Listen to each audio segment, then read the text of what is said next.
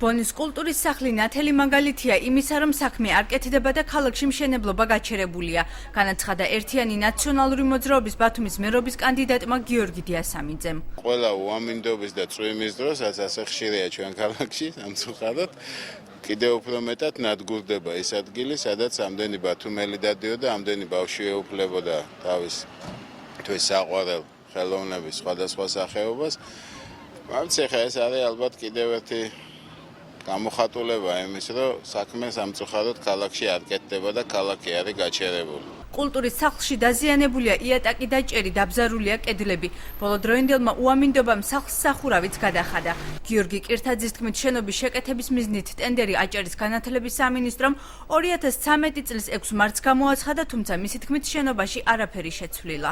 დაანათელი მაგალითი არის დღევანდელი ხელისუფლების უნარის. ბონის კულტურის სახლი. როცა ჩვენ გველაპარაკებიან რაღაცა იმ 9 წლიან პერიოდზე, იმ 9 წლიან პერიოდის განმავლობაში სხვა ბევრ სიკეთესთან ერთად ჩვენ ბათუმში ახალი ოპერის თეატრი ავაშენეთ, ახალი საზაფხულო თეატრი ავაშენეთ, რომლითაც დღეს ყველანი ერთად ვამაყობთ, ესე რომ ვთქვა.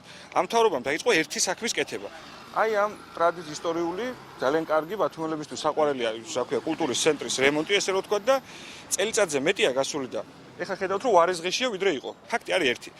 როგორც კულტურის სახლს არ აყავს პატრონი, როგორც ჩანს და ამ ტიპის დაწესებულებს, ისე არ აყავს ქალაქს და ქვეყანას სამწუხაროდ პატრონი და იმედია ეს ყველაფერი მალე დასრულდება. აჭარის განათლების სამინისტროში აცხადებენ, რომ 2013 წელს ტენდერის შედეგად გამარჯვებულმა კომპანიამ პირობები ვერ შეასრულა და მასთან ხელშეკრულება შეწყდა.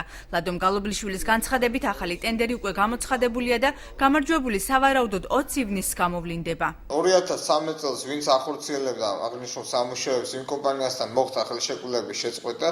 შემდეგ ამ პროცედურება გასტანა წლის ბოლომდე, ხოლო წელს უკვე გამოცხადებულია ტენდერი.